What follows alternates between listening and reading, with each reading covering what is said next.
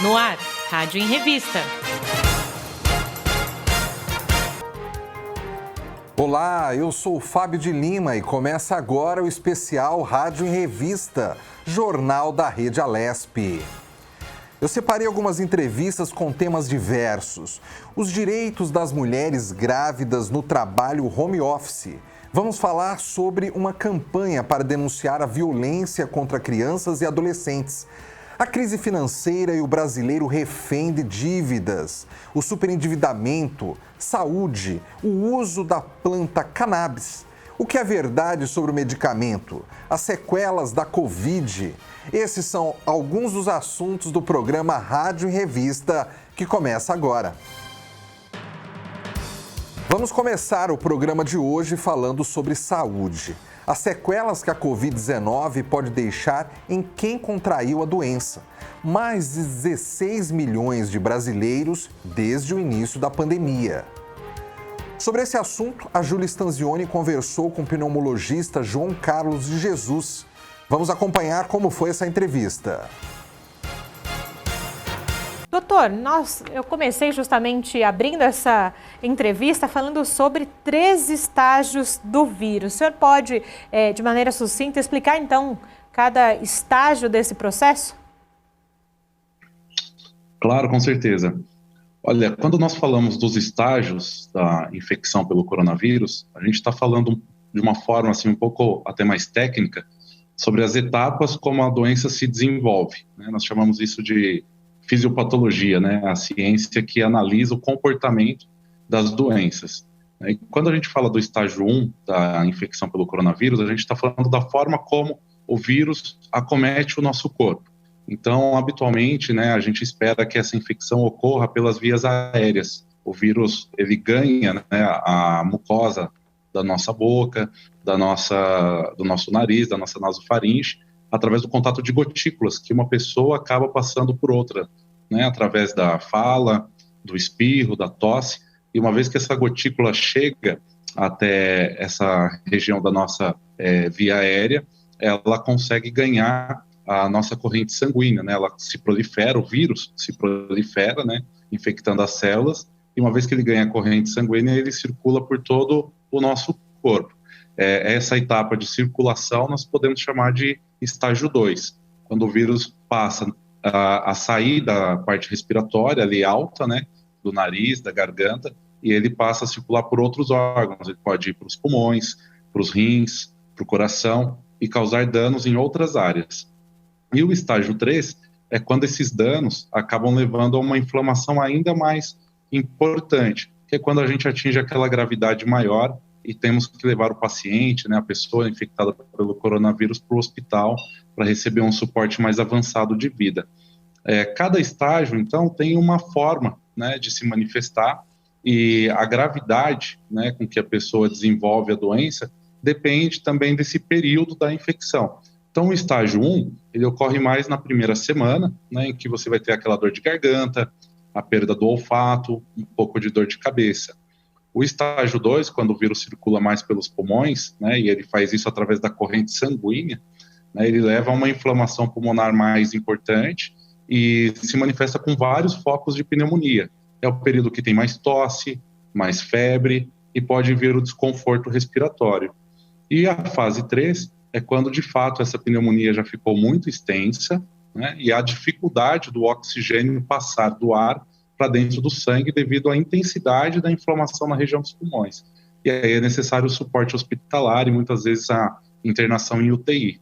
É mais ou menos isso. Doutor, então esse estágio 2 e 3, se a pessoa foi internada, ela precisa de medicações diferentes. Como é que funciona essa questão de quando a pessoa está em tratamento no hospital? Sim. Quando você necessita de um suporte de vida mais avançado, como você disse, internado no hospital, com necessidade de oxigênio, né, nós já temos vários estudos, isso já está bem consolidado, que existem medicamentos que podem fazer diferença nessa etapa. O principal deles é o corticoide, né? O mais estudado se chama dexametasona. Ele deve ser usado com recomendação médica, né? De preferência nessa fase, e que nesse momento, com essa inflamação pulmonar intensa, esse remédio, esse anti-inflamatório, ele reduz a proliferação das células ali nas membranas pulmonares e melhora a oxigenação. Algumas pessoas usam essa medicação em fase errada, né, no início da doença, e aí isso pode ser prejudicial. Então é muito importante o acompanhamento médico em todas as etapas da infecção pela COVID, desde o estágio 1, 2 e o 3. Né? E uma vez internado, o paciente claramente já tem o organismo mais fragilizado, né? E isso abre portas para outras infecções. Então, ali, durante a internação, é avaliado também se há o benefício de usar antibióticos, que são remédios antibactérias e não anticoronavírus, né? Existem estudos, né, e principalmente os Estados Unidos, desenvolveu alguns medicamentos que nós estamos trazendo aos poucos aqui para o Brasil, que agem contra o vírus, mas ainda requer uma pesquisa maior para se ter certeza dos benefícios do uso dessas medicações para toda a população. Isso ainda está mais em caráter de pesquisa e alguns casos específicos são selecionados para o uso desses tratamentos.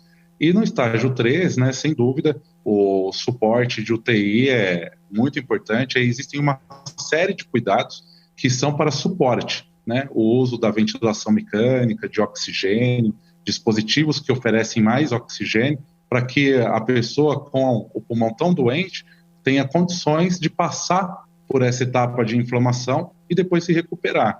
O problema é que nessa etapa que o oxigênio fica muito baixo, isso gera um estresse muito grande para o organismo, e se não tiver o suporte adequado, outros problemas podem surgir, como o choque, que é quando a pressão cai demais, e aí o coração não consegue funcionar adequadamente, né?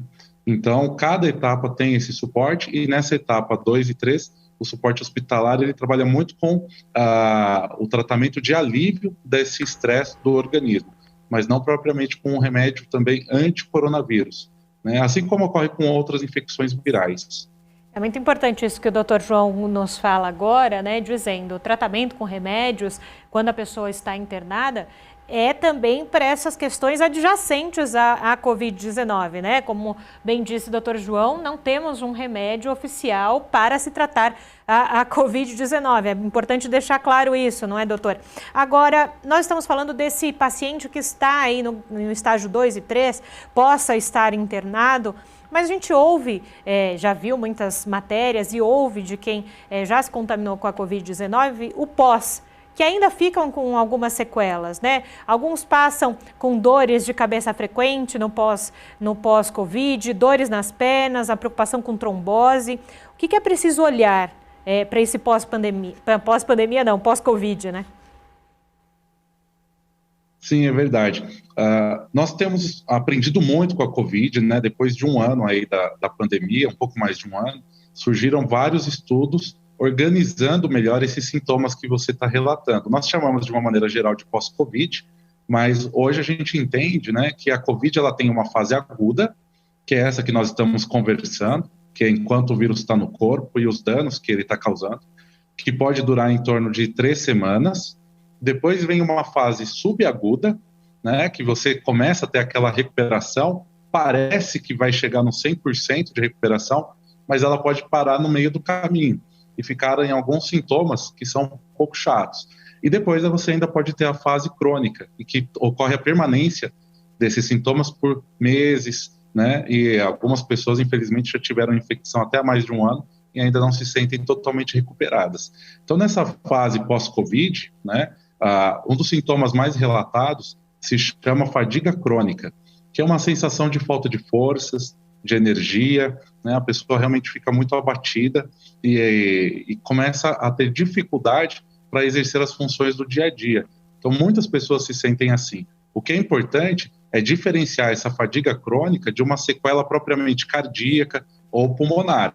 Então, após a infecção da Covid, é interessante, é fundamental, vamos dizer assim, que o paciente que teve a Covid, principalmente o que passou pelo estágio 2, estágio 3, passe por uma avaliação pós-Covid e que faça exames para checar como ficou a estrutura dos pulmões, o funcionamento dos pulmões, a mesma coisa para o coração, se há algum risco de desenvolver alguma arritmia, se há possibilidade de retomar a atividade física com segurança. né? Então, toda essa avaliação deve ser feita. E, além da fadiga crônica que confunde, você pode ficar com uma sequela pulmonar que traz propriamente falta de ar, tosse, dificuldade respiratória para realizar esforços. Então, esses sintomas, eles têm que ser levados em conta, né? A gente não deve subestimar. Se você subestimar, você pode ficar com uma sequela que teria algum tratamento e perder o tempo, né, de tratar e se recuperar. E aí sim ficar com o pulmão mais prejudicado, como se tivesse envelhecido antes da hora. Essas sequelas da Covid têm essa característica, né? Alguns pacientes desenvolvem o que nós chamamos de fibrose pulmonar, que são cicatrizes que não deveriam existir. E além desse quadro cardíaco e pulmonar que eu comentei, existem várias outras queixas muito comuns. Uma delas é a queda de cabelo, dermatites, formigamentos, né? Alterações de memória, de raciocínio, né?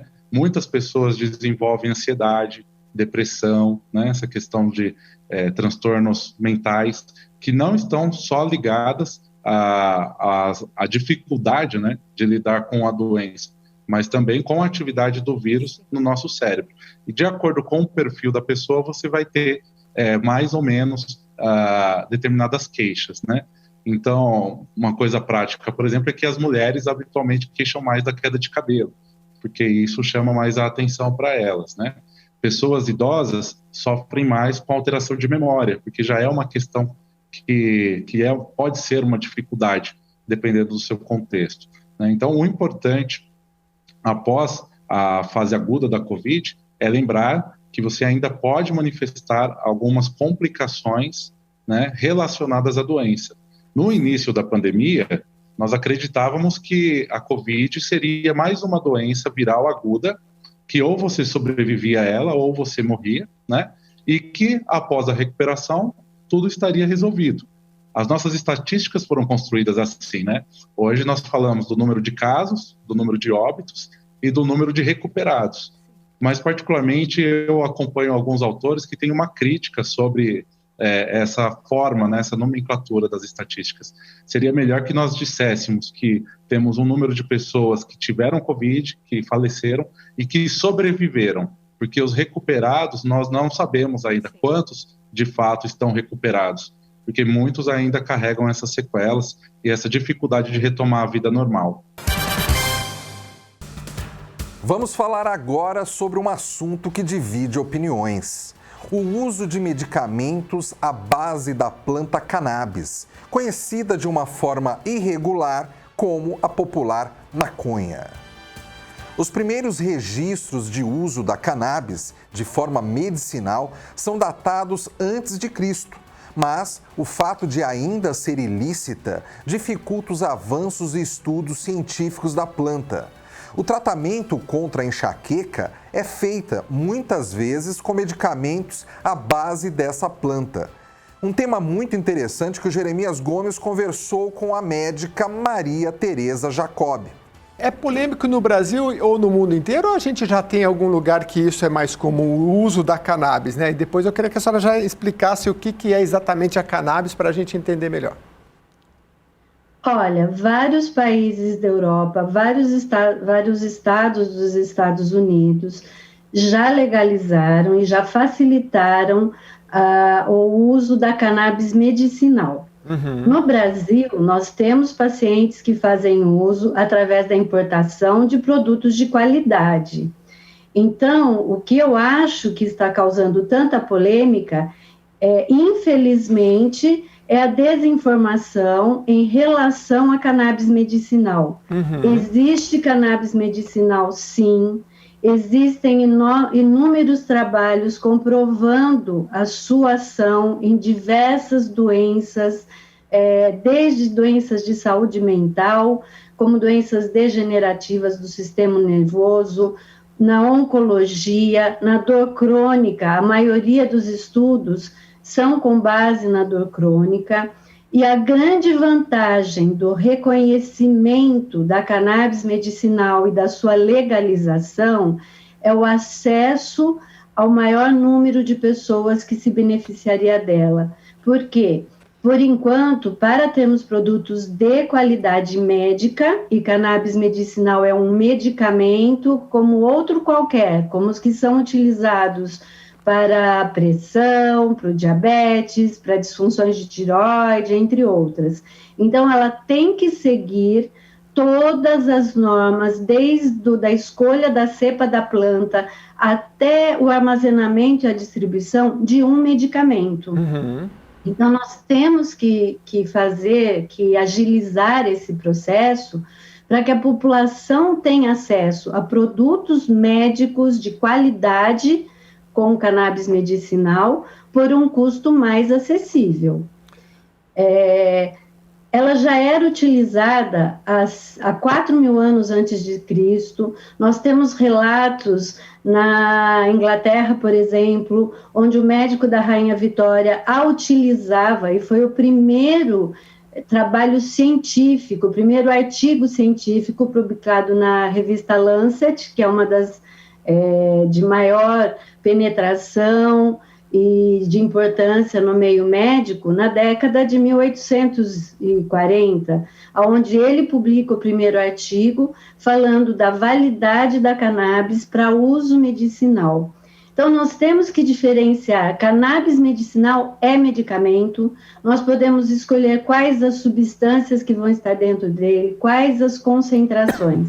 Diferente da maconha, que é a mesma planta, é a cannabis sativa, com altas concentrações do THC, que é responsável pelo barato, é o responsável pelas alucinações.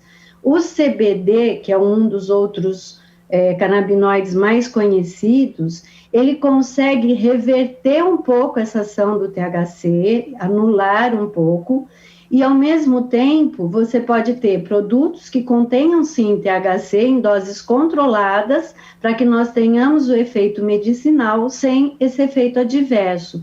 E até produtos sem a presença de THC. Então, eu acho que o mais importante no momento é esclarecermos que existe cannabis medicinal, sim, ela é um medicamento, ela vai beneficiar milhares de pessoas, e o que nós temos que ter são produtos de qualidade médica, produtos de qualidade farma, a um preço mais acessível, para que nós possamos beneficiar uma parcela bem maior da população. Doutora, no Brasil, a notícia aqui diz que autorizou 2 novas. Já existe alguma modalidade que é autorizada no Brasil e essas vêm adicionar ou não?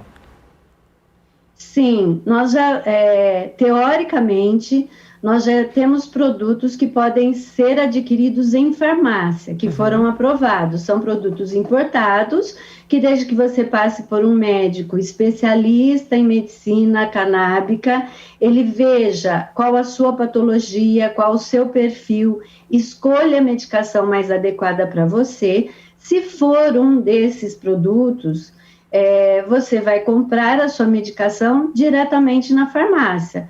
São produtos importados, mas que já têm aprovação da Anvisa para estar disponível nas farmácias, no ponto de venda. Os outros são adquiridos através da importação, depois que o paciente preenche um processo na Anvisa. Esse processo vai ser julgado e hoje em dia é rápido a liberação, a autorização da Anvisa para a compra do produto. Em cerca de 7 a 10 dias o paciente já tem essa aprovação e aí ele efetua a compra pelo próprio site. Lógico que esses produtos sairão por um custo maior, porque nós estamos falando em compra em dólar, transformada para o valor real, para o valor do real. Pode ser parcelado, mas existe o valor em dólar, existe taxa de importação, tudo isso é que vai levar a um custo bem maior. Como é que é esse medicamento, doutora? É um comprimido, é uma injeção, é líquido, é sólido? Fora do país, existe a possibilidade dele ser inalado através de vaporizadores que tem um controle de que temperatura esse produto vai ser, de a que temperatura esse produto vai ser vaporizado, justamente para que as concentrações do THC não aumentem substancialmente. Certo. E existe também a apresentação em supositórios fora daqui. No Brasil, nós já temos a apresentação em comprimidos, em solução oral, em tinturas, que se usa sublingual, e a apresentação tópica, que tem uma validade muito grande para os casos de dores localizadas, como artrites, osteoartrose, esse tipo de patologia. A gente abriu aqui falando da enxaqueca, né? Mas então o uso da cannabis, pelo que a senhora estava falando, é mais abrangente em relação à dor e dor crônica? Sim, não só em relação à dor e à dor crônica, mas em outras patologias. Por quê? Nós temos no nosso organismo um sistema chamado sistema endocannabinoide. Então, nós produzimos substâncias que atuam nos receptores desse sistema para reequilibrar o organismo. Qual é a diferença básica em relação aos outros sistemas? Esse sistema funciona sob demanda. Ele só entra em ação quando aquele órgão, aquela região, encontra-se em desequilíbrio. Nós produzimos as substâncias, elas vão atuar nesses receptores, restabelece esse equilíbrio orgânico e imediatamente essas substâncias são degradadas porque elas não têm mais função. Quando existe um estado de doença, é porque esse sistema está hipofuncionante. Então, o que nós temos que fazer? Estimulá-lo. A cannabis possui mais de 500 substâncias ativas, entre eles mais de 100 canabinoides, que é o CBD, o THC, e aproximadamente mais 120 conhecidos, que vão interagir com esses receptores, tratando de restabelecer o equilíbrio orgânico. E esse sistema, ele é amplamente distribuído pelo organismo. Ele está em todos os tecidos, em todos os sistemas, inclusive na pele. Então, nós temos a indicação desde tratamento de doenças neurodegenerativas, como Parkinson, esclerose múltipla, Alzheimer, outras doenças degenerativas do sistema nervoso, doenças de saúde mental, ansiedade, depressão, pânico, para as quais a prescrição aumentou muito depois da pandemia, porque isso aumentou na população mundial, insônia, doenças do sexo feminino, do aparelho feminino, onde esse sistema é muito amplo, doenças de pele, desde psoríase até tratamento de melanoma, doenças decorrentes do tratamento do câncer, como neuropatias periféricas, náuseas, vômitos, assim como cada vez mais estão surgindo evidências científicas de que ela tem ação antitumoral, ou seja, ela ajudaria a regredir células tumorais sem afetar as células íntegras, o que faria com que ela fosse um bom coadjuvante no tratamento antitumoral, no tratamento da quimioterapia, no tratamento da radioterapia. Doenças oculares, como o glaucoma. O THC, que é tão discutido, ele diminui a pressão intraocular. Sabemos também que o CBD, ele diminui os níveis de colesterol, os níveis glicêmicos, a hipertensão. Então, você vê como é muito mais amplo do que a gente imagina e como essa medicação vai ser importante como coadjuvante ou, muitas vezes, como um tratamento isolado. Nas dores crônicas, existem estudos em fibromialgia, que é uma doença extremamente debilitante, na enxaqueca, como você mesmo acabou de dizer, nas doenças, síndrome de intestino irritável, cólica menstrual, Em todas as dores crônicas, ela tem uma indicação e estudos que comprovam isso. O especial Rádio em Revista faz um pequeno intervalo. Voltamos em instantes. Não saia daí. O programa Rádio em Revista volta já. Estamos de volta. Rádio em Revista. O programa Rádio em Revista está de volta. Vamos falar agora sobre eleições, mais especificamente sobre uma PEC, proposta de emenda à Constituição, que obriga a impressão de votos em eleições, plebiscitos e referendos. Será que vamos voltar aos tempos das votações em cédulas de papel? Para tirar todas as dúvidas, o Guga Mendonça conversou com o advogado Alberto Rolo, especialista em direito eleitoral. A PEC 135 de 2019 pede a impressão de cédulas para apuração das eleições. Essa reivindicação é legal, doutor? Mais ou menos, a gente já falou disso aqui em outras oportunidades, Guga, e é um compromisso que o presidente da Câmara teve com o presidente Bolsonaro, inclusive, para ser eleito presidente da Câmara naquela época, né? Em princípio, não tem nada de errado discutir este assunto. O que a gente precisa saber é os termos da aprovação. Vamos lembrar, Guga, lá atrás o STF, em 2 oportunidades, já decidiu que a impressão de voto é inconstitucional porque poderia ferir o sigilo do voto. O sigilo do voto é um dos pilares da nossa democracia, é uma das nossas garantias, né? Então, se a impressão do voto ferir este pilar, então seria inconstitucional. Então a gente precisa saber de que maneira, de que forma o Congresso vai discutir essa PEC. E lá no final, só para lembrar, né, processo legislativo é complexo, são 2 votações na Câmara, depois 2 votações no Senado, a gente precisa ver o que sai lá do outro lado. Doutor Alberto Rolo, a urna eletrônica aí completou 25 anos recentemente, né? A gente pode dizer que é um sistema seguro e eficiente?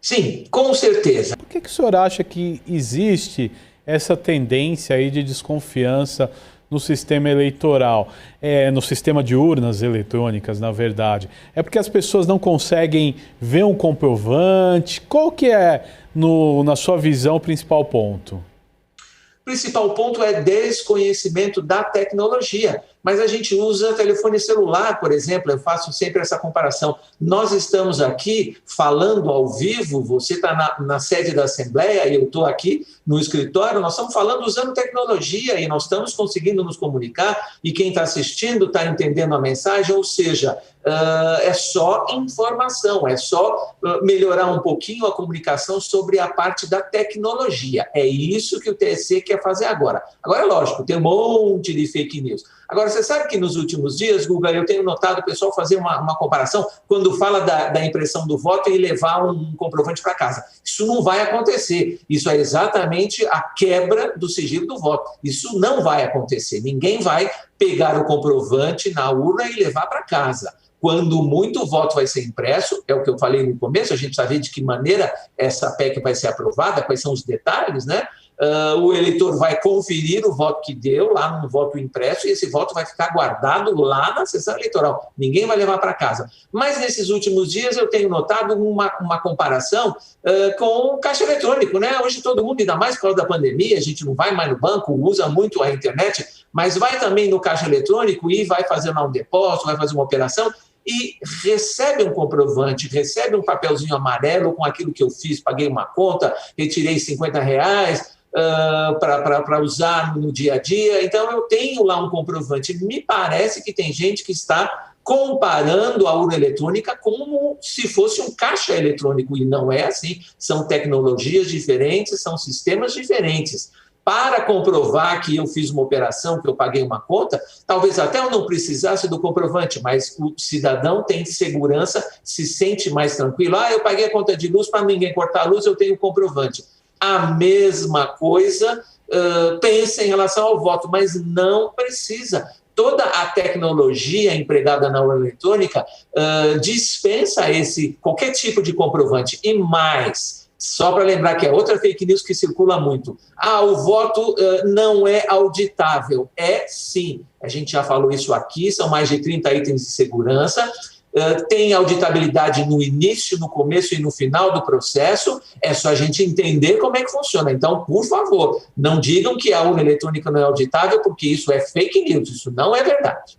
Agora, doutor, a gente faz no mundo moderno, né, tantas operações com o celular, movimenta dinheiro, paga conta. A gente estaria caminhando, eu sei que tecnologia já existe, mas seria apropriado e pode ser o futuro, de repente, eu votar pelo celular? Essa foi uma ideia que já foi discutida na eleição do ano passado, em 2020, e houve, inclusive, testes. A Justiça Eleitoral fez testes com a votação no celular. Lógico, o eleitor votou na urna eletrônica direitinho, mas foi convidado a participar do teste votando pelo celular. Não acho desarrazoado a gente pensar nisso em algum tempo, daqui para frente, daqui 10 anos, daqui 20 anos, Guga. Só peço para os nossos telespectadores, para o eleitor, para a sociedade, pensarem na seguinte preocupação. O problema da liberdade do voto. Porque se eu estou na minha casa e vou votar pelo meu celular, quem é que garante que eu não estou sendo ameaçado, constrangido, chantageado ou alguém da minha família para votar em determinada pessoa? Vamos imaginar que nós estamos em segurança, os telespectadores agora estão em segurança, mas nem todo mundo vive nessa segurança, que eu digo é dentro das nossas casas, nosso escritório, local de trabalho protegido. E quem vive em comunidade, e quem vive onde existe atuação de milícias, por exemplo, será que essas pessoas vão estar seguras quando pegarem o seu celular para votar? Ou vai ter alguém vigiando, alguém fiscalizando? Então é esse o medo, a liberdade do voto. A tecnologia até já existe, Guga. Agora, como é que eu consigo juntar essa tecnologia que já existe com a segurança, a liberdade e a garantia do eleitor que o voto dele vai ser secreto e que ele não vai ser de alguma maneira incomodado por causa disso? Agora, doutor Alberto Rolo, com o comprovante de votação depositado aí numa urna auxiliar, nós teremos a volta daquelas intermináveis apurações ou é só por questão de auditoria? Pois é, essa é outra ideia que eu ouvi nesses últimos dias. Não me parece que o nosso Congresso está trilhando esse caminho. É só em caso de dúvida, é só em caso de algum tipo de necessidade de recontagem. Porque a gente tem recontagem. Vamos lembrar que o pendrive que fica na urna eletrônica e depois é levado para a central de contabilização, né, dos votos da Justiça Eleitoral, ele fica lá, fica no cartório eleitoral. Então, se precisar fazer a recontagem, ele está lá. É só pegar o pendrive de novo, colocar no sistema de novo e a gente tem a apuração de novo, se houver dúvida. Mas se a sociedade quer fazer essa recontagem através do voto impresso, ele vai ficar lá guardadinho. A ideia é que só seja necessário se houver dúvidas. E aí eu fico pensando, um ou outro candidato importante por aí dizer que foi roubado no primeiro turno, foi roubado no segundo turno, ele vai querer recontagem no Brasil inteiro, não é? Então, talvez aí, se isso acontecer, realmente a gente volte, veja, a gente está dando passo para trás, né? Volte àqueles dias, como você falou, intermináveis de apuração. E eu me lembro que, eu já não sou tão novo assim, Guga, que aí perto, no ginásio do Ibirapuera, aí do lado da Lesp, era um local de apuração, naquelas mesas, né, onde eram feitas as contagens dos votos impressos, dos votos em papel, e eu fui algumas vezes participar de apuração aí no ginásio do ginásio do Ibirapuera, do lado da Assembleia. Exatamente. Doutor Alberto Rolo, para finalizar, com a instalação dessa comissão, já teve aí um manifesto, né, de servidores da Justiça Eleitoral defendendo o método eletrônico. Que peso tem esse manifesto? Eu acho absolutamente essencial essa manifestação dos funcionários, dos servidores, porque são eles que estão lá no dia a dia. Eu, por obrigação profissional, também tenho contato com o processo eleitoral, com a urna eletrônica, mas eu não estou dentro da Justiça Eleitoral, eu não sou servidor da Justiça Eleitoral, eles são, e eles estão atestando a idoneidade do nosso processo eleitoral. Eu não imagino diversos, centenas de servidores da Justiça Eleitoral no Brasil inteiro, de alguma maneira sendo corrompidos por A, B ou C, para dizerem que o sistema é idôneo, se isso não fosse verdade, se isso não fosse correto. Então, esse testemunho é bastante importante. Mas, Guga, é aquilo que a gente falou agora no meio do nosso papo. A informação é importante. Então, o ministro Barroso tem que dar a cara dele para bater mesmo, tem que aparecer na televisão, na hora do Jornal da Noite, na hora da novela, com o programa que for, aparecer lá e dizer: eu sou o presidente do TSE e a urna eletrônica funciona assim, é a 0ª, o boletim de urna que fica lá na escola, são as auditorias que são feitas nos programas pela Polícia Federal, pelo Ministério Público, pela OAB. Ele tem que explicar. Eu separei agora uma entrevista sobre liberdade de expressão no Brasil, um direito que todos têm conforme a Constituição Nacional. Mas será que isso realmente acontece? O Guga Mendonça conversou com o advogado Hamilton Augusto, especialista em direito eleitoral e administrativo. Vamos acompanhar como foi esse bate-papo. Como é que o senhor analisa hoje a liberdade de expressão no Brasil? Ela é plena e total? Olha, a gente, algumas questões relacionadas à liberdade de expressão, né, respondendo objetivamente a sua pergunta, ela não é plena, ela não é total, ela não é absoluta, mas a gente também não, quando a gente responde dessa forma, não quer dizer que não haja ou que há alguma ilegalidade ou alguma irregularidade nesse ponto. O fato é que a própria Constituição, ela traz os seus princípios, os direitos fundamentais, como de pleno exercício, mas limitados ao direito alheio. Então, é por isso que a gente diz que nenhum princípio constitucional no Brasil. Agora, quando que é considerado, né, legítima a liberdade de expressão? É importante, né, a gente elencar essas situações, né, até para que não haja confusão por parte do nosso telespectador.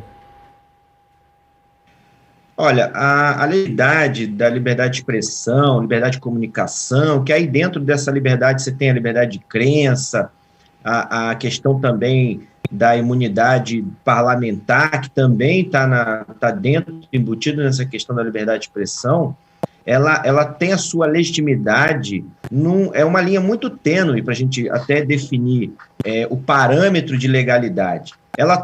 Como eu falei, ela morre aonde começa o direito alheio. Então, só para dar um exemplo, a crítica política, a crítica a uma determinada pessoa, a crítica pública, ela é plenamente permitida, ela é lícita, ela é autorizada, desde que não se parta aí para uma ofensa pessoal, por exemplo, uma incitação a crime. Então, quando a gente faz uma crítica a um determinado fato, a algo que a gente não se agrade da prática de outra pessoa, dentro de um parâmetro de bom senso, de razoabilidade, sem partir para uma ofensa pessoal, a gente está falando aí em liberdade de expressão, que também não está só ligada à crítica, a partir para uma situação de embate com terceiro, está também dentro de uma possibilidade de se emitir opinião sobre qualquer assunto. Esse é o ponto fundamental da liberdade de expressão, poder opinar sobre tudo sem que a gente sofra qualquer tipo de restrição a gente só vai ter algum tipo de punição nesse ponto quando a gente, de fato, extrapolar e ofender por uma ilegalidade alheia ou até, eventualmente, própria, no sentido de incitar crime, qualquer que seja ele. Agora, doutor Hamilton, com a modernidade, com o surgimento das redes sociais, as pessoas começaram a se expressar de forma mais efetiva. Vamos pensar, antigamente tinha a forma da pessoa ir para as ruas, levar a sua manifestação e, por exemplo, né, os órgãos de imprensa, os jornalistas tinham que ter o seu próprio veículo para se expressar. Com essas mudanças, como é que você vê a liberdade de expressão? Porque muita gente, às vezes, pode fazer mau uso dessa liberdade, né? Você tocou num ponto interessante. A internet, ela é um instrumento hoje fundamental para trabalho, para expressão, de modo geral, mas ela acabou também se tornando aí um problema, porque as pessoas, elas acham que elas podem falar o que quiser, porque ali é só ela e a internet e o celular, e ela acha que ela está dentro de casa, né? E esquece que ali tem uma janela para o mundo. Então, elas começam a falar o que pensam, e como se estivesse falando para o marido falando para a esposa, para os filhos, enfim, dentro de uma reunião privada. Esse é o problema principal, porque você utiliza a rede social hoje, ela é uma arma poderosa de comunicação, só que a gente tem que trazer também para o âmbito das redes sociais todo esse parâmetro de regularidade. A gente não pode sair por aí falando o que pensa. E o cidadão comum, que antes, como você bem ponderou, né, os meios de comunicação antes era o porta-voz da sociedade. E hoje o cidadão comum, o seu Joãozinho, a dona Maria, o menino, ele pega o celular e ele consegue se comunicar com grandes autoridades. Eles podem, em determinado ponto, emitir uma opinião que vai ofender um presidente, um ministro, uma autoridade qualquer, diretamente, porque a internet está aberta e qualquer um tem acesso àquilo ali. E dependendo do que seja feito, isso ganha um vulto muito grande, porque é compartilhado até alcançar inúmeros compartilhamentos, inúmeras curtidas. Então, o ponto básico é esse. As pessoas têm que ter em mente que elas não podem falar tudo o que pensam. Ela tem liberdade, sim, para opinar, dentro de uma regra de bom senso. Bom senso é o nome certo, é bom senso, fora da questão do termo jurídico normativo. Porque quando você começa a perceber que você partiu para uma questão de ofensa pessoal, você já saiu de uma questão de crítica, uma questão de emitir uma opinião, para uma questão de uma ilegalidade, de um ilícito, e pode ser apenado, pode ser desde criminalmente, se ofender a honra alheia, calúnia, difamação, até mesmo com danos morais, né, condenação por danos morais, a ter que indenizar e ressarcir, e até um eventual direito de resposta, a depender do meio em que foi divulgado isso, se o canal tem muito seguidor, se foi via algum instrumento de comunicação, algum meio de comunicação, jornal, rádio, canal no YouTube, por exemplo. Então, é possível até o direito de resposta na própria rede em que foi veiculada a eventual ofensa. Agora, doutor, recentemente tivemos o caso de um parlamentar federal que fez um vídeo, né? E o STF julgou que aquele vídeo foi cometido um crime, né? Um crime contra a corte.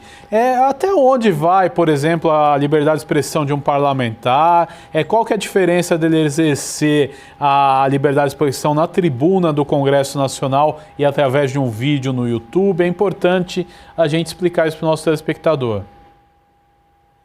Olha, a liberdade, a imunidade parlamentar no que tange a fala, a manifestação de comunicação, de pensamento, ela tinha um entendimento inicial trazido com a Constituição, com a jurisprudência, que ela era plena no ambiente público do plenário da casa onde ele faz parte, onde ele integra. Então, era o entendimento que aquela imunidade era absoluta e ele podia falar o que ele quisesse, Na rua, fora daquele ambiente, aí teria alguma restrição por estar fora do plenário, e aí também relacionado a níveis, né, da federação. Então, se ele é um vereador, a imunidade está restrita ao ambiente do município. Se ele é um deputado estadual, ao estado a que ele pertence. Se ele é um deputado federal, aí ele teria uma maior amplitude por conta dele estar em Brasília e, em tese, ele é votado nos estados, mas, em tese, ele teria aí uma atribuição de nível nacional e ele poderia falar livremente. Só que isso vem também sendo excepcionado. Eu volto ao ponto, a partir do momento que você começa a extrapolar os limites da honra alheia, por exemplo, você também não tem aí um respaldo absoluto, porque você acaba... o direito, né, tem a máxima do direito que diz o seguinte: o seu direito termina quando começa o do outro. Naquele caso específico, só para que as pessoas entendam, além de ter sido proferido em casa, através das redes sociais, ele não estava na tribuna da Câmara dos Deputados. Houve ali alguma situação que está gravado, né, bem grave, de ofensa pessoal a ministros do Supremo Tribunal Federal. Ninguém é obrigado, só abrindo um parêntese, né, porque hoje tudo que a gente fala interpretam como querem. Ninguém é obrigado a aceitar ou concordar com ninguém, nem com o presidente, nem com nenhum ministro. Ninguém é obrigado a gostar, ninguém é obrigado a gostar das decisões. Mas tem uma diferença muito grande quando eu critico uma decisão ou uma postura de um ministro do Supremo, ou de um ministro de Estado, ou de um secretário, ou de um governador, de um presidente, não importa. Quando eu passo a xingá-lo publicamente, ou quando eu passo a incitar a população para uma invasão, por exemplo, ao Supremo Tribunal Federal, que é uma corte. E ainda mais quando eu sou um parlamentar, eu sou um integrante do Poder Legislativo. Além de tudo, há aí uma questão de quebra da harmonia entre os poderes, né? O cidadão tem até ter um pouco mais de liberdade do que o próprio parlamentar, porque o cidadão ele não ofenderia aí a questão da harmonia entre os poderes. Só para dar um exemplo, imagine que eu queira criticar a postura de um ministro do Supremo Tribunal Federal, porque eu não gostei, como já fiz várias vezes, já fiz por diversas vezes e publicamente também. Eu me posiciono da seguinte forma, eu me posiciono que com todas as vênias, respeitando a decisão, não concordo com aquela decisão, a decisão vai contra o que a Constituição prevê, porque eles também não são senhores da razão. A decisão deles estaria equivocada nesse ponto, naquele ponto, com todo respeito à autoridade daquele ministro, ponto final, e me posiciono. Agora, se eu falo assim, ó, esse fulano não presta, é isso, é aquilo, e começo a xingá-lo, eu saí de uma posição de manifestação plena, constitucional, autorizada da minha liberdade de expressão, para uma ofensa pessoal. Eu perdi a minha razão quando eu parti para a questão pessoal. Esse é o ponto. A crítica é plenamente aceitável num Estado democrático de direito, inclusive as pessoas públicas, elas estão ali, muito mais abertas a receber a crítica. A jurisprudência dos nossos tribunais tornou-se pacífico que uma pessoa pública ela tem que aguentar, a partir do momento que ela se torna uma pessoa pública, ela tem que aguentar crítica. Ela não pode se ofender por qualquer coisa, mas ser xingado de ladrão, de isso, partir para o lado pessoal, chamar de... Como foi feito no vídeo, que eu não vou entrar nos detalhes de citar isso agora, isso aí você já extrapolou em muito a liberdade de expressão. Vamos falar agora sobre uma campanha do Tribunal de Justiça de São Paulo, em parceria com a Secretaria Estadual de Segurança, sobre a importância de denunciar abusos de qualquer tipo contra crianças e adolescentes. Não se cale, é o tema da iniciativa. Sobre esse assunto, a Priscila Silvério entrevistou a pesquisadora Adriana Cardoso Paulo. Fala um pouquinho para a gente sobre essa campanha também, o conteúdo, né, dessa transmissão. Explica direitinho para a gente. Legal. Então, as formações, elas têm sido muito relevantes para a nossa rede, né? Elas tratam da importância dessa articulação, né, do fortalecimento da rede de proteção, destacando o papel da escola, né, explicando as diferentes formas de violência e orientando os nossos profissionais da educação quanto a essa postura técnica e ética, né, que mais colabora para realizar uma escuta de um possível relato de sofrimento de uma criança, né, ou de um adolescente. O primeiro programa, ele explicitou, né, essas motivações para se criar essa campanha Não Se Cale, né, como você mencionou, de prevenção e enfrentamento da violência, né, contra crianças e adolescentes, assim como a importância, né, de toda essa rede de proteção, né, os vídeos da Companhia de Palhaços Sem Juízo, né, que são apoiadores e profissionais que apoiam nas salas de atendimento do tribunal. Já no segundo programa, a gente colocou os principais sinais de violência e as suas formas variadas, né, seja física, psíquica, a questão da alienação parental, e assim como outros temas, né, os sinais específicos desse abuso sexual, quando esses sinais aparecem no ambiente escolar, entre outros. E assim como outros temas que estão previstos, né, para acontecer nos próximos programas, essa questão do bullying, do cyberbullying, as formas de negligência, né, que é também uma forma de violência, os sinais gerais da violência em crianças e adolescentes, os avanços da lei, né, que fala da proteção de crianças e vítimas de violência, né, e assim como vítimas e testemunhas. E quando a criança fala à escola, né, como escutar, que postura adotar, como notificar, e assim como esses temas, né, eles têm se mesclado durante toda a exibição dos programas e até para esclarecer as dúvidas, né, das pessoas que acompanham esses programas, seja pelo nosso canal, seja pelo YouTube. Então tem sido uma ação extremamente relevante. Adriana, é muito importante, né, essa formação desses profissionais, dos professores, porque muitas vezes são eles que recebem a informação do próprio aluno ou que percebem que tem alguma coisa diferente com aquele aluno, que aconteceu alguma coisa e ele começa a investigar de uma certa maneira, né? Começa a conversar ali com a criança. Estar preparado também, né, para receber essa informação, o que falar para a criança, para quem passar essa informação é essencial, né? Exatamente, né? E assim, todo o público tem aderido muito a essa programação, né? Porque eu acho que é uma necessidade, não só dos profissionais da educação, né? Como de toda uma sociedade, né? Nós precisamos, eu tenho falado sempre que é preciso nós educarmos o nosso olhar, né? A nossa audição para estar atento, né? Tudo que está ao nosso redor.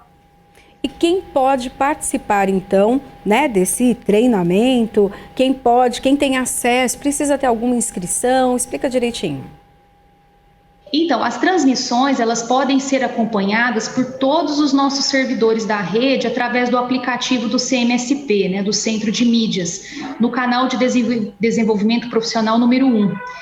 Para os demais públicos, eles podem acompanhar pelo YouTube, né, também utilizando o canal de desenvolvimento profissional lá no YouTube. Esses programas, eles são transmitidos em tempo real, né, tem acontecido sempre às segundas-feiras, de forma quinzenal, e além disso, eles ficam também gravados no YouTube, né, então as pessoas que não tiverem condições de assistir no momento da transmissão em tempo real, ela pode acompanhar lá pelo YouTube e pelo aplicativo também, essas transmissões, elas estão sendo reprisadas. Então, além dos professores, né, os profissionais então da educação, quais os outros profissionais que também, que você indica, né, que assistam esse material, que participem das transmissões? Os pais, por exemplo, também devem assistir? Eu acredito que sim, né? Eu acho que esse tema, como eu falei, é um tema de toda uma sociedade, né? Não é só dos profissionais da educação, né? Daqueles que convivem com os alunos diariamente, né? O pessoal os agentes, né? Que faz esse acolhimento no portão, que estão nos intervalos, né? Os professores que estão ministrando as aulas remotas e a sociedade de uma forma geral, né? Os pais, eu acho que é uma formação adequada para todo o público, né? Seja os nossos profissionais da rede, né, via aplicativo, ou uma sociedade que pode estar voltada para esse canal do YouTube e acompanhar essa formação e essas orientações lá. Eu queria que você contasse para a gente, né, um pouquinho o tema de uma das transmissões e até para a gente aproveitar esse canal, né, a Rede Alesp, que a gente tem a TV, rádio, aplicativo, internet, então alcança um número muito expressivo de pessoas, uma informação que é bem importante, que todo mundo que está em casa precisa ficar atento. Isso, nós sabemos que muitos casos, né, a gente sabe que ele chega ao conhecimento das autoridades pela percepção dos profissionais das escolas, né, que acabam fazendo a identificação de mudanças no comportamento das crianças e dos adolescentes de uma forma geral, que pode estar relacionada a maus tratos, violências ou abusos sexuais. A primeira transmissão que nós fizemos foi dia 26 de abril, ela apresentou o projeto aos espectadores, né, sobre a importância do papel das instituições de ensino nesse contexto. E segundo relatos da equipe do Tribunal de Justiça, né, no momento da pandemia, desse período de isolamento que nós estamos vivendo, elas estão muitas vezes em casa, né, com seus agressores, gerando um possível aumento de casos, mas também de subnotificações. E aqui nós vemos que entra o papel importante da escola, né? São recorrentes os casos em que as vítimas encontram nos profissionais da educação segurança para relatar esses abusos. Outras vezes, esses profissionais eles percebem que algo de errado está acontecendo com essas crianças e adolescentes e podem oferecer uma escuta acolhedora, né, tomando as medidas adequadas e necessárias. E neste ponto, né, a atenção dos profissionais de educação a esses sinais que essa criança ou esse adolescente traz no seu modo de fala ou no seu modo de agir, possa realmente ser um sinal de alerta, mesmo as famílias, né, como você mencionou, né. Nas aulas online, essas crianças também podem recorrer a esses educadores para falar sobre uma possível situação que esteja sofrendo. Então, é muito importante que os profissionais estejam atentos e saibam fazer esse acolhimento, né, saibam como conduzir. E os programas, eles têm se voltado muito para essa abordagem, né, como fazer essa identificação dos sinais e como agir, né, de forma correta, para que ele possa encaminhar essa situação aos órgãos de justiça. Assim como formar esses professores, né, para fazer uma escuta especializada sobre a importância de notificar uma suspeita, né, mesmo que seja só uma suspeita. É essencial, assim como debater essas questões, né, de diversidade, de gênero, de sexualidade, né, e é urgente falar e conhecer esses assuntos complexos. Somente assim a gente consegue avançar na proteção efetiva de nossas crianças e adolescentes, alcançando a cidadania, né, desses sujeitos de direitos em desenvolvimento. E uma coisa que, se você permite, né, eu destacar, essas denúncias sobre maus tratos ou violência, elas podem ser feitas, né, pelo telefone Disque 100, né, por qualquer pessoa, né, de forma anônima, né. O serviço, ele funciona diariamente, né, em todo o país, das 8 às 22 horas, inclusive em finais de semana. Adriana, eu queria que você também falasse para a gente sobre essa questão da tecnologia, né? A pandemia nos obrigou, de uma certa maneira, a colocar coisas até que estavam já nos projetos, nos planos, né? A utilização de tecnologia né, por conta de tudo que acontece hoje. Me fala um pouquinho como acontecia antes a formação desses profissionais, e agora, com essa possibilidade da internet, a ampliação, então, disso, né?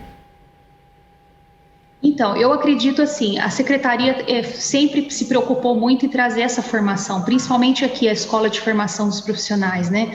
Sempre procurou trazer essa formação aos profissionais e agora, com a ampliação do centro de mídias, os canais, isso pôde se ampliar. Então, nós temos espalhado na nossa grade de programação não só questões de violência de crianças e adolescentes, a gente também fala da violência contra a mulher em outros momentos, né?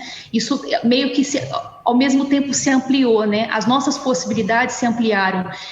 O que era algo focado no presencial ou no nosso AVA, no nosso ambiente virtual, agora é diluído em toda uma programação, né? Seja nos programas de ATPC, né? De formação aos professores. Então, a gente tem procurado embutir todas essas questões, né? Que faz parte também do currículo, né? Trabalhar essas questões em sala de aula, né? Então ela meio que se diluiu, e essa ação do TJ, ela veio focada nessas ações de prevenção e de orientação aos estudantes, né, e aos pais, a uma população de uma forma bem geral, com a possibilidade de ser via, né, centro de mídias e também nos canais de YouTube, fora toda a programação também que vai redes sociais, né, nos cards, nas reportagens, né, que vai pelo site da Secretaria. Então, ficou mais difuso, né? Isso ampliou as nossas possibilidades. Vamos a mais um intervalo e, na volta, novas entrevistas com muitos assuntos de interesse para você. O especial Rádio em Revista volta já. O programa Rádio em Revista volta já. Estamos de volta. Rádio em Revista. Estamos de volta com o programa Rádio em Revista. E agora vamos falar sobre a situação do turismo aqui no estado de São Paulo. A pandemia do novo coronavírus deixou um prejuízo para o setor. mais de 16 milhões de turistas ficaram impedidos de viajar. A Priscila Silvério conversou sobre os rumos do turismo em São Paulo com o secretário estadual de Turismo, Vinícius Lumertz. As coisas do turismo melhoraram no final do ano passado. No outubro, novembro e dezembro foram bons momentos da saída de uma crise que foi muito profunda no Brasil, em São Paulo, e estava sendo no mundo inteiro. Só que a nossa saída não foi feita com segurança. Então nós tivemos a segunda onda. E aí nós sofremos janeiro, fevereiro, março, né? Março nós estamos com 1.100 voos contra 3.500 voos, para você ter ideia, na virada do ano. Nós ficamos a 1/3 do que nós tínhamos, que era 60% do que tínhamos no passado. Tá? Então é 20% de tudo. Então é realmente uma situação ainda que requer muita preocupação, porque o que nós queremos é justamente retomar daqui para frente aos níveis que nós tínhamos no passado. E o que garante isso, o que permite isso? É vacinação. Todas as outras histórias que foram contadas, infelizmente, aí, que atrasaram a vida do Brasil, no que diz respeito às pessoas saberem que tem que tomar cuidado, que tem álcool gel, é máscara, é cuidado, é afastamento, etc. Essa indisciplina que foi criada, contra a disciplina, disciplina versus indisciplina, e com as indecisões sobre a compra de vacinas no ano passado pelo governo federal, que perdeu um contrato de 70 milhões de vacinas, deixou o ritmo de vacinação dependendo muito de São Paulo, que foi combatido. Nós fomos combatidos por estarmos trazendo uma vacina que foi muito atacada. Eu não vou entrar muito nisso, porque é um assunto chato, e desagradável ter que discutir isso, mas é um fato concreto e que nos traz até aqui. Ou seja, a retomada nesse momento, se nós tivéssemos tido mais vacinas, nós já estaremos mais próximos, estaríamos possivelmente fora do risco de uma terceira onda. Por que nós estamos no risco da terceira onda? Porque nós estamos num nível ainda abaixo de imunização. Tá? Porque quando chega, por exemplo, como os Estados Unidos chegou a índices mais altos de imunização, quando passa de 40% nessa faixa, que é o que os Estados Unidos têm hoje de segunda vacinação, perto de 40%, as reservas de hotéis começam a aumentar, porque já começa as pessoas começam a voltar a viajar, porque você já percebe uma rampa de chegada nos 70%, 80%, que é o que a Inglaterra e os Estados Unidos devem chegar em junho com imunização. No nosso caso não é assim. Nós estamos correndo risco de terceira onda, enquanto nós vacinamos. O que nós fizemos? Nós contratamos a FIA-USP, fizemos um estudo de cenários, projetando o nível de vacinação que a gente tem hoje, que nós temos hoje. E isso é recalculado todo dia, porque depende do fluxo de IFA da China para cá, isso é uma dependência, depende da quantidade de vacinas que forem confirmadas das ditas contratações do governo federal, que uma hora fala em 510 milhões, outra fala em 180 milhões de vacinas, às vezes inclui a nossa Coronavac aqui de São Paulo, às vezes. Então isso gera insegurança. O que a FIA-USP fez? Ela desbastou um pouco isso, e criou uma projeção intermediária que a gente chama de moderada. Nesse caso, nós estaríamos retornando ao turismo e chegaríamos no final do ano devendo alguma coisa relacionada a 2019. 2019 foi um ano fantástico para o turismo, com o nosso programa São Paulo para Todos. Geramos 50 mil empregos, crescemos 5,3%, botamos voos em 12 cidades do interior que não tinha voo, 700 voos a mais por semana, que culmina com esse projeto, inclusive, de privatização dos aeroportos, que estava incluído lá atrás. Aí, de repente, você vem com a pandemia, a gente perde isso, ou pelo menos grande parte disso, mas continuamos na estruturação. Muitos programas que não pararam. Distritos turísticos, rotas cênicas, crédito, tudo isso continua. Bom, e aí o cenário positivo? O cenário positivo é se confirmarem essas coisas, inclusive a nossa licença pela Anvisa para fazer a Butanvac aqui. Isso é muito importante. Nós fizemos a Butanvac aqui, nós utilizaremos a fábrica da H1N1 e nós produziremos em cada 12 meses, 100 a 150 milhões de vacinas de forma autônoma no Brasil. Então, isso muda. Quando entra? É isso que os cenários, varia nos cenários. Esses 100 milhões, que é uma boa notícia da Pfizer, pelo governo federal, quando entra? Então, os cenários eles vão se alterando, né, conforme a entrada. E a Sputnik, quando entra? Então, o cenário vai se alterando. Se vier mais coisas positivas, há tempo, né, de não voltar o índice de transmissão a crescer, os hospitais a ficarem ocupados de volta, porque nós conseguimos retroceder, principalmente em São Paulo, que é o hub brasileiro. Aqui estão os aeroportos, aqui estão os voos, aqui estão as conexões das maiores estradas do Brasil, quer seja dentro de São Paulo, quer seja Minas, Rio e para o Sul, né? Aqui está o conjunto econômico que representa, na soma, a conexão sul-sudeste, 80% do PIB brasileiro, né? 80%. Estão ligados nos nossos aeroportos, nas nossas estradas aqui do estado de São Paulo. Por isso, o combate aqui sempre foi muito duro, né?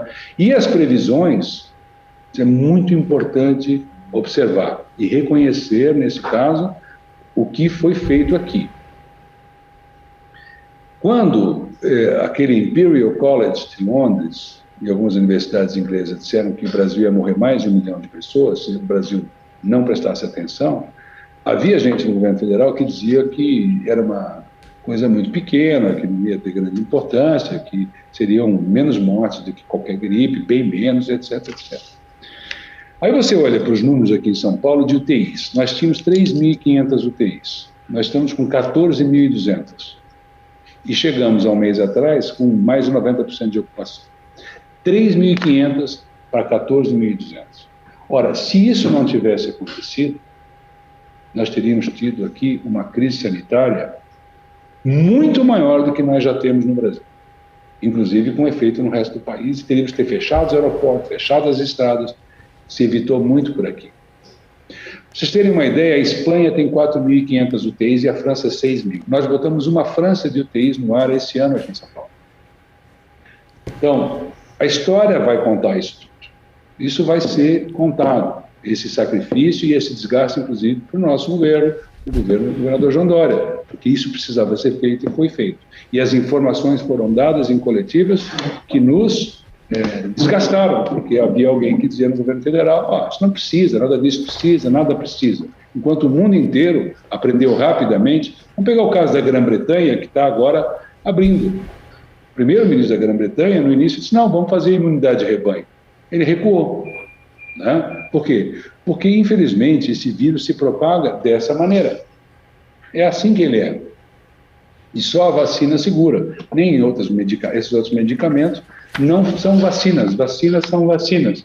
E medicamentos para atenuar existem de acordo com aquilo que os médicos preconizarem para cada pessoa, com as suas características. Né? Bom, cenários são 3 aí para nós, basicamente. Né? E todos eles dependem de quantidade de vacinas. No final das contas, se nós tivéssemos todas essas vacinas ou tivéssemos começado antes, nós estaríamos terminando esse ano com um turismo bem maior que aquele que nós vimos acontecer em 2019. Tal é a vontade das pessoas de viajar, que nós vimos começar no final do ano passado. Sim. E que nós observamos hoje na China, que soube melhor combater, né, que está com 230 milhões de viagens esse ano programadas, contra 195 milhões de viagens de 2019. Ou seja, nós aqui, se tivéssemos iniciado a vacinação antes, ou se todas essas que estão programadas entrassem agora, nós teríamos um crescimento enorme de empregos, 20, 30 mil empregos a mais, recuperando os 128 mil que nós perdemos, né?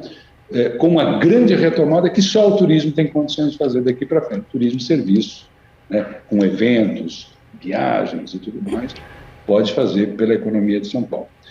De outro lado, nós estamos trabalhando duro na institucionalização de programas que transformem, depois dessa retomada, o turismo de São Paulo num turismo muito mais forte que o anterior, com os programas que nós iniciamos e não paramos de desenvolver. Vamos falar agora sobre o superendividamento de consumidores. A Câmara dos Deputados aprovou um projeto de lei que cria regras para prevenir o superendividamento dos consumidores. Proíbe práticas consideradas enganosas e prevê audiências de negociação. É um assunto muito importante e eu conversei com o advogado Marco Antônio Araújo Júnior, que é especialista em direito do consumidor. Vamos acompanhar como foi essa conversa. Doutor, o senhor pode nos explicar, até de uma forma didática, né, para que os nossos espectadores em casa entendam o que está acontecendo, a proposta desse projeto? Posso. Fábio, o superendividamento é um problema que nos tira o sono há algum tempo, né? Eu digo nos tira o sono de quem defende os direitos do consumidor.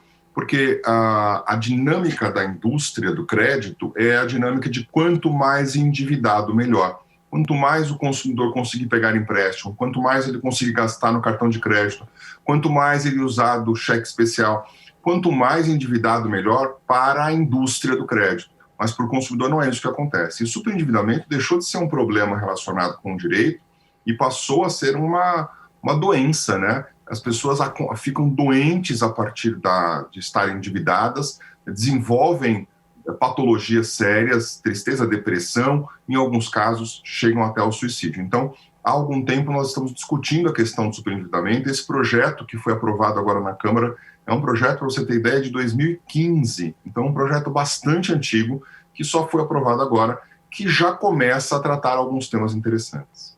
Doutor Marcos, o senhor falou que algumas pessoas ficam doentes e eu entendo perfeitamente isso, até porque, às vezes, a forma de cobrança é uma forma muito incisiva, né? Pessoas que estão devedoras reclamam que elas recebem ligações o dia inteiro, né? Então, a pessoa fica até assustada já, o telefone toca, a pessoa já fala, nossa, de novo, né? Às vezes a pessoa está trabalhando, está em reunião e o telefone não para de tocar. É uma situação difícil para quem deve aqui no Brasil, né, doutor? É uma situação que muitas vezes expõe a humilhação, ao vexame, à ameaça e fere a dignidade da pessoa humana, né? O credor tem direito de cobrar o devedor, né? O devedor fez um contrato e tem que cumprir efetivamente o contrato. O que o credor não tem o direito é de expor, é de causar uma situação vexatória, é de ligar 20, 30, 40 vezes para o devedor, é de ligar no trabalho dele ou de importunar um terceiro. O Código de Defesa do Consumidor já proíbe esse tipo de cobrança que de alguma forma incomoda o consumidor, né, o devedor. O fato é que você precisa demonstrar isso para que eventualmente o cobrador indevido, o fornecedor que é credor, seja punido por isso. Mesmo que o consumidor esteja devendo, já há decisões na justiça condenando o credor, o fornecedor, porque cobrou de forma incorreta. Então tem que ficar atento a isso sim. E o projeto de lei, traz agora algumas questões interessantes, por exemplo, Fábio, com relação à publicidade, né? É um tema interessante que a oferta de crédito ela não pode mais trazer aquelas expressões chamativas, marqueteiras, do tipo sem juros, gratuito, sem acréscimo, taxa zero, né? Consiga seu empréstimo mesmo que você esteja negativado. Tudo isso é expressão que induz, né, que de alguma forma expõe o consumidor a tomar crédito. Isso não poderá acontecer quando esse projeto virar lei naturalmente, né? É o que a gente chama de assédio. O assédio ao crédito não poderá acontecer. O crédito é um produto, está disponível no mercado de consumo e que o consumidor tem que ir lá e quando ele quiser, ele vai conhecer as regras, conhecer os dados, conhecer as informações de mercado e contratar. E não ser estimulado pelo mercado a contratar. Doutor, a proposta do projeto prevê também o direito a uma renegociação com todos os credores a partir da mediação de um juiz, né? Em quais situações isso deve acontecer se o projeto for aprovado e como seria isso? Isso é uma inovação que já acontece para as pessoas jurídicas quando de alguma forma elas consideram que elas estão numa situação de difícil solvência, né? Ou próximo da insolvência mesmo, ou seja, quando os seus bens são menores do que suas dívidas, quando as suas dívidas superam muito os seus rendimentos. Nessa situação de pré-solvência, a pessoa jurídica já poderia, no passado, via recuperação judicial, chamar todos os credores e o juiz fazer uma mediação e estabelecer um plano de pagamento em 5 anos.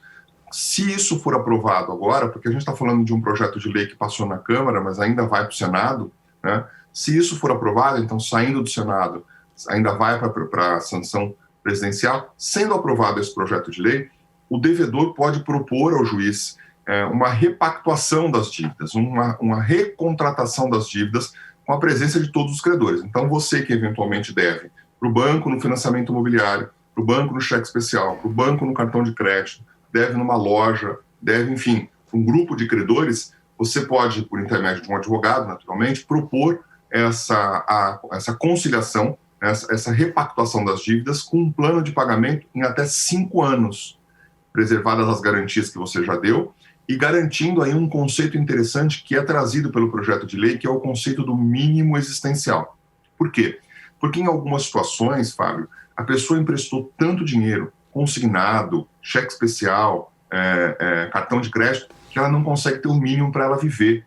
Ela não consegue ter daquele valor que ela recebe de salário, de aposentadoria, ela não tem um mínimo existencial. Então, essa repactuação, renegociação, vai considerar o mínimo existencial e esse mínimo existencial, a partir dele, a pessoa vai propor como vai pagar as dívidas num prazo de 5 anos. Não é aquela história de que todo devedor é caloteiro. Não é verdade. Às vezes ele se tornou um devedor por um infortúnio da vida. E agora, numa época pós-pandemia, isso está acontecendo bastante. Então, tem devedor que quer sim cumprir as suas obrigações, mas não sabe por onde começar. E o projeto de lei ajuda esse devedor que quer pagar, mas não sabe por onde começar. Doutor, foi até importante o senhor tocar nesse assunto, porque às vezes nós estamos aqui com o índice de desemprego no país acima dos 14%, o índice oficial, estima-se que pode ser até muito maior que isso. Então, às vezes a pessoa, ela perdeu o emprego, já perdeu o emprego faz algum tempo, e ela não tem nesse momento nenhuma fonte de renda. E aí as empresas ligam, cobrando, né, querendo negociar, e ela gostaria de sentar para fazer uma negociação, mas é que nesse momento ela não consegue pagar, seja qual for o valor. E aí, às vezes, as empresas ameaçam a pessoa, falam que vão processar essas coisas. O que uma empresa pode fazer para uma pessoa que atende a ligação, que está disposta a negociar, mas que naquele momento ela não tem nenhum tipo de condição para fazer uma negociação? Se a negociação for feita diretamente, Fábio, ela vai envolver o conflito de 2 interesses, né? O conflito de interesse do consumidor e o conflito de interesse do credor. Consumidor-devedor e o credor-fornecedor. Isso é sempre complicado porque o consumidor tem os seus motivos para não ter pago aquela dívida, que, como você disse, pode estar desempregado, pode estar sem perspectiva de quando vai receber, e muitas vezes olha e fala, não sei nem quando vou começar a pagar, né?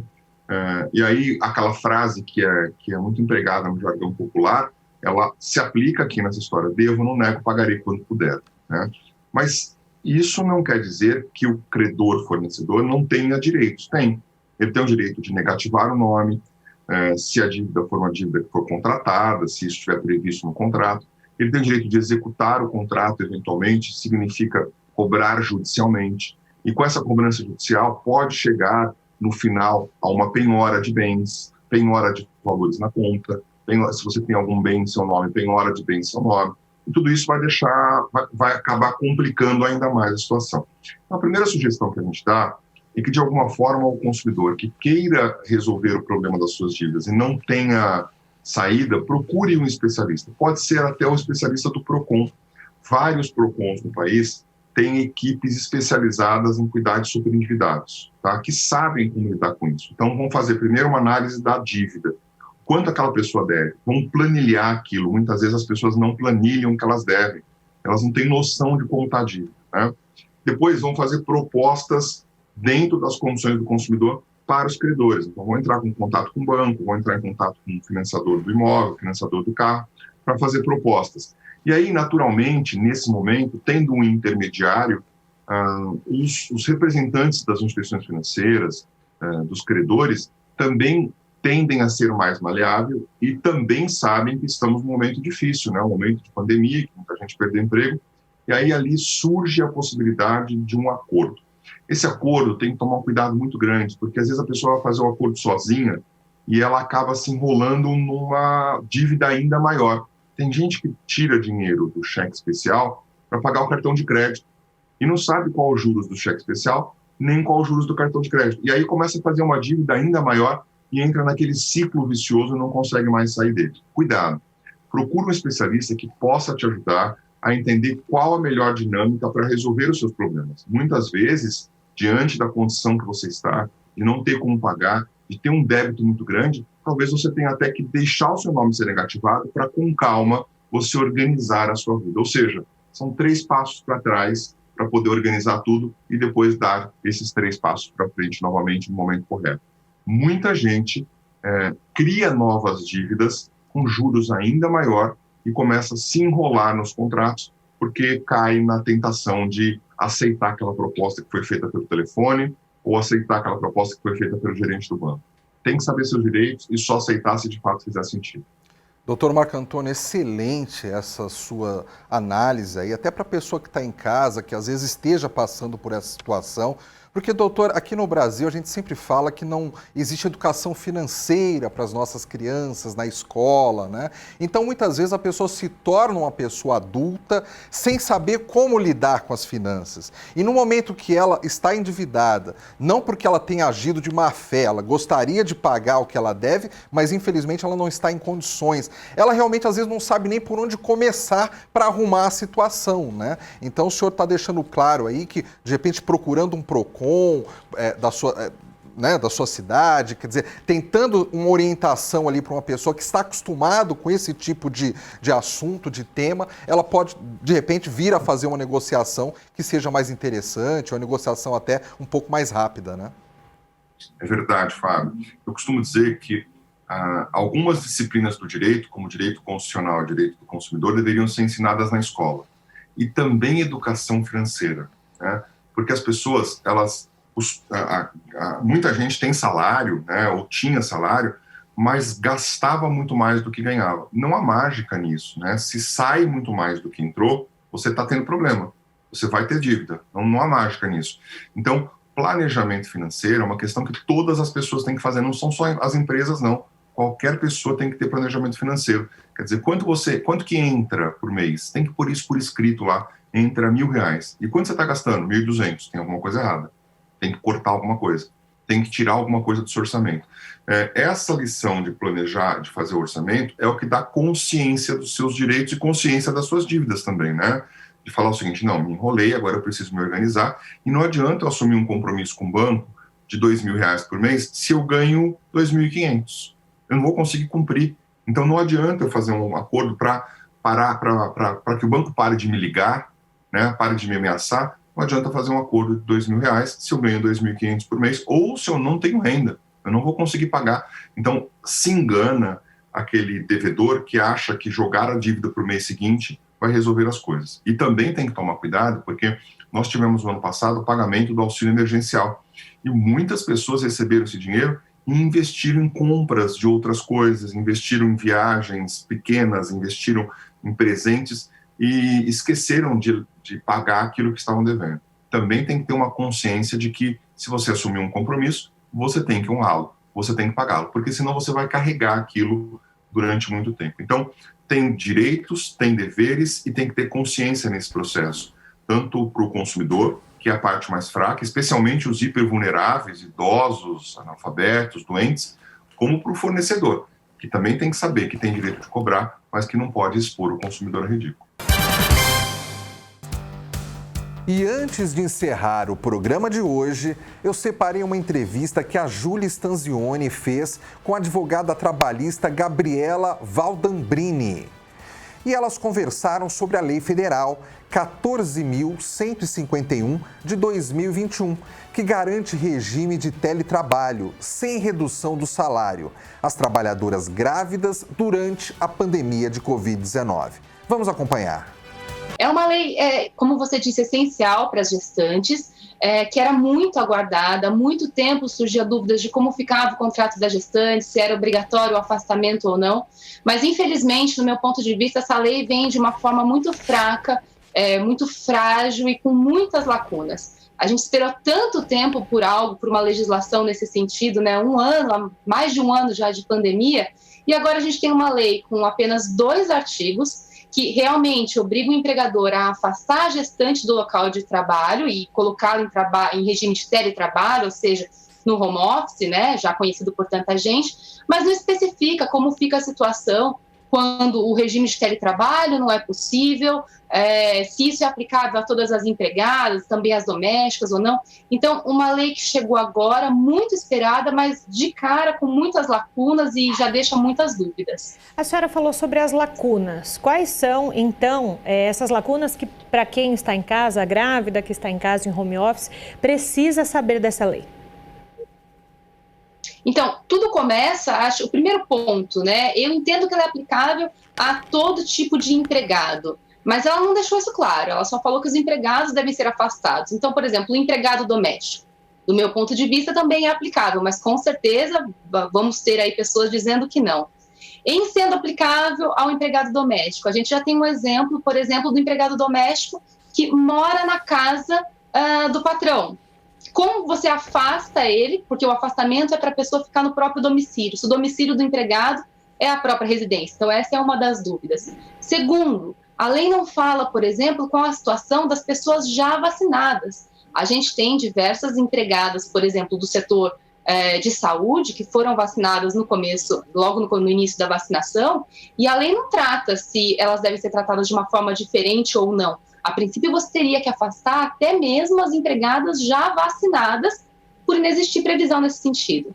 A lei não faz diferença, por exemplo, entre os tipos de empregado de acordo com o setor de trabalho. Então, toda empregada gestante, a princípio, deve ser afastada do trabalho. A lei também não fala, por outro lado, qual a penalidade ao empregador se ele descumprir a legislação. E a gente não está falando aqui de uma lei que altera a CLT. A gente está falando de uma lei nova. Então, ela não foi incluída num capítulo da CLT para a gente aplicar as penalidades da CLT. E ela mesma não prevê uma penalidade. Com certeza, a empregada gestante que não for afastada vai poder ajuizar uma ação trabalhista para tentar discutir isso e obter, de repente, uma indenização. Mas a própria lei não prevê nenhuma penalidade. Então, a gente acaba ficando aí numa questão de uma insegurança jurídica muito grande. E a gente vai depender de como os juízes, em eventual ação, vão decidir isso nesse sentido, ou como o Ministério Público e o Ministério do Trabalho vão agir em cada fiscalização.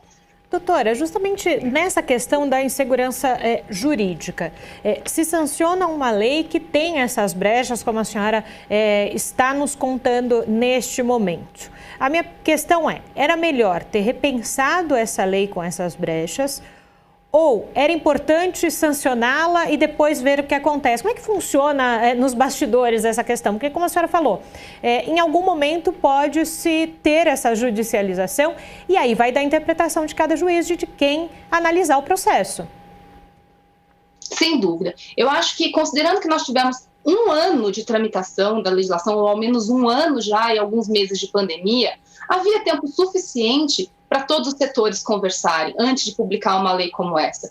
Acredito que sim, uma lei apenas de 2 artigos determinando o afastamento, ela seria muito útil lá em março do ano passado, quando ninguém sabia o que fazer. 1 ano depois, causa um pouco de frustração, uma lei que chega sem prever absolutamente nada, sem ter a comunicação entre o Ministério do Trabalho, o Ministério Público do Trabalho, sem ter outros setores participando da elaboração da lei. É uma lei muito simples, convido a todos a ler, são 2 artigos, o primeiro artigo determinando o afastamento, um parágrafo desse artigo determinando que a pessoa afastada fica em teletrabalho, e o segundo artigo falando apenas a data de vigência, que ela a vigência dela inicia logo com a publicação. Então, com certeza, a gente precisava de uma lei que movimentasse outros setores, que verificasse realmente as necessidades das gestantes, as necessidades dos empregadores. Olha, para vocês terem uma ideia, obviamente, desde a publicação da lei, a gente já tem várias lives, vários juízes comentando, e eu já vi, inclusive, lives de juízes dizendo que entende que a obrigação pelo pagamento da remuneração nesse período talvez não fosse do próprio empregador, que não se pode atribuir isso ao empregador nesse período. Então, isso demonstra como essa lei fica frágil e como a gente realmente fica numa insegurança jurídica dependendo dos juízes. Nós vimos, doutora, que algumas empresas, assim que sabem que a sua funcionária, a sua colaboradora está grávida, já a coloca em regime de trabalho remoto. Algumas funções não podem ter, talvez, essa opção. Então, qual o procedimento, então, dessa grávida e também do empregador? Porque a gente está falando do lado das colaboradoras que estão grávidas, mas a gente tem que pensar também do outro lado. Porque se há uma insegurança jurídica para as grávidas, como a senhora nos disse agora, eu imagino que também para as empresas gere muitas dúvidas. Sem dúvida, principalmente para as empresas que não têm essa opção de colocar o empregado em regime de teletrabalho. Então, a recomendação, claro, para as empresas que têm essa opção, para aquelas atividades que podem ser exercidas em teletrabalho, assim que descobriu que o empregado está gestante, encaminha para o teletrabalho. Essa é uma questão mais prática, afinal de contas, a gente já tem a legislação, a gente já tinha uma recomendação do Ministério Público e o teletrabalho é viável para essas empregadas. O grande problema são aquelas empresas ou aquelas atividades que não comportam esse regime, essa mudança, né? Talvez aí uma solução fosse aderir à suspensão do contrato de trabalho, já prevista na medida provisória que foi publicada há pouco tempo, que reiterou a medida provisória do ano passado. Então, uma forma, por exemplo, de minimizar o custo da empresa, de diminuir a insegurança jurídica se eu não tenho como colocar empregado em teletrabalho, talvez a opção seja suspender o contrato de trabalho. Agora, uma outra questão, doutora, dentro dessas ponderações jurídicas e afins, nós temos em muitos estados do Brasil, inclusive no estado de São Paulo, a vacinação das grávidas. A empresa pode exigir dessa sua colaboradora que vá se vacinar? Olha, essa é uma questão que gera muita polêmica. Recentemente, aqui em São Paulo, a gente teve uma decisão que autorizou, inclusive, que validou a rescisão por justa causa de uma empregada que se recusou a tomar vacina. Não era uma gestante, mas era uma empregada que trabalhava dentro de um hospital e que se recusou a tomar a vacina. O grande ponto aqui é que cabe ao empregador zelar pela saúde do ambiente de trabalho, pela salubridade do ambiente de trabalho.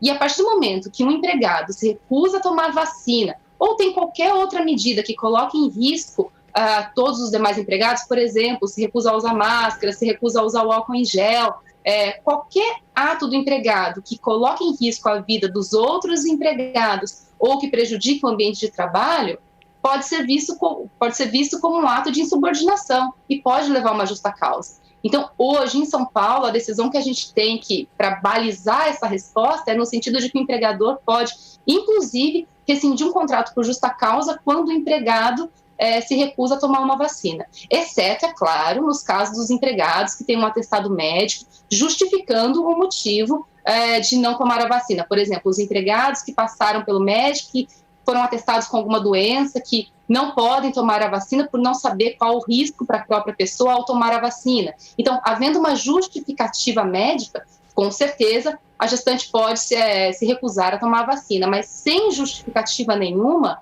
hoje a decisão que a gente tem para balizar os empregadores é no sentido de que até mesmo a justa causa é viável. Agora, doutora, quando nós falamos em lei, nós falamos também em fiscalização. Né? Essa lei, a 14.151, ela exige qual tipo de fiscalização? Essa medida já está funcionando? É engraçado, né? Como a gente estava falando, a lei ela não traz mais absolutamente nada além dos 2 artigos que eu disse. Tá. Então, ela não fala como vai ser feita a fiscalização, ela não fala se as empresas serão autuadas e, em sendo autuadas, qual é a multa aplicável. A gente não tem absolutamente nenhuma previsão nessa lei sobre isso. Acredita-se que ela vai seguir o que a gente já tem na CLT e talvez a parte de insalubridade para gestantes, porque hoje a CLT prevê que, caso sendo impossível colocar a gestante que trabalha em atividade insalubre, caso sendo impossível recolocá-la em outro trabalho, possa ser afastada pelo INSS. Você pode afastar a gestante para antecipar o salário maternidade. Então, talvez seja uma recomendação, mas, por enquanto, não há uma recomendação do Ministério do Trabalho sobre isso, não há orientações ou mesmo leis ou regulamentos que diga como será feita a fiscalização, se será feita e, em sendo feita, qual é a penalidade para o empregador. E agora, com relação, a gente sabe, né? As mulheres grávidas têm o seu filho, depois tem aquele período, né, da licença maternidade, de voltar. Com essa questão que nós estamos falando da lei, há algum tipo de mudança para essa volta das mulheres ao trabalho presencial quando precisam voltar presencial após o nascimento do filho? Se cumpre o mesmo período de licença maternidade ou a lei, pelo jeito a lei também não trata muito disso, né? E vai ficar de novo... Exatamente, a lei não trata disso também. E aí a gente fica com o mesmo período de estabilidade, isso não foi mudado, o mesmo período de afastamento pelo INSS, e a garantia de emprego, né, após o nascimento do filho, mas tem que voltar ao trabalho e tudo continua normalmente. Infelizmente, não há nenhuma previsão nesse sentido também. O programa especial Rádio em Revista chegou ao fim. Obrigado pela sua audiência e até o nosso próximo encontro.